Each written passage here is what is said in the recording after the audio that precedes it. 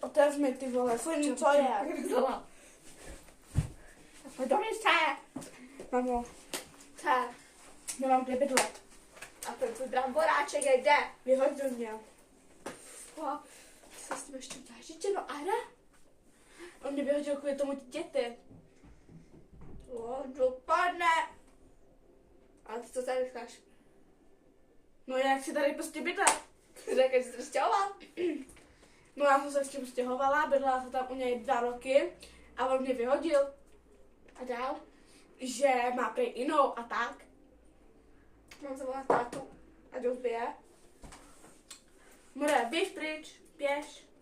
Tak já normálně brambora, originál. To jo. Jsem ti říkala, on není pro tebe dobrý. Já jdu jenom na vece, na záchod a za chvíli přijdu, jo. No. No. Dej už mi volá, dej. No. Ale mě ty vůbec nezajímáš, když jsi doprdala s tou tvojí Klárou. Ne, žádný. Hej, mě ty udusy ve spaní. Dobrý, no.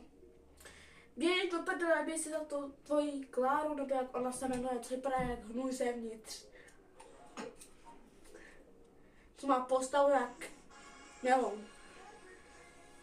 No. Ne, běž pryč, já s tebou nechci bavit, vyhoď to si mě kvůli tomu, že ty tak běž do prdele. 2 roky jsem u tebe bydlela. 2 roky. A ty jsi takový hrozný. Hej, dát ti bude dělo, běž pryč, já s tebou nebudu bavit. No, a můžu teda u vás bydlet? No. A co na to řekne táta? Nevím. Táta šel někam do venžu. Furt chodí jenom do Penny, co má hlavu jak ten Penny. No. Moje slova čaje. Spojně jsem si po mně zdědila. Návolá moje táta. Návolá táta. To je moje. No. No a může tady bydlet holka, ta, co postavu má jak velryba. No, neurážej mě, ty Ty vole. říkal. No. A ty. Prostě ruku dostal. No tak aby ti operovali slezinu, fakt. Slezinu. To je normální. Normální. Běž si za tou Penny. Za tou, jak se jmenuje. Za tou.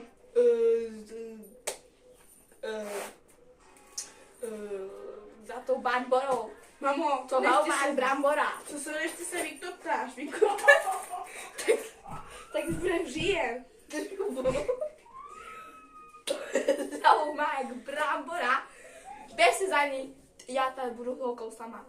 By tě operovali štenky, střevo, aby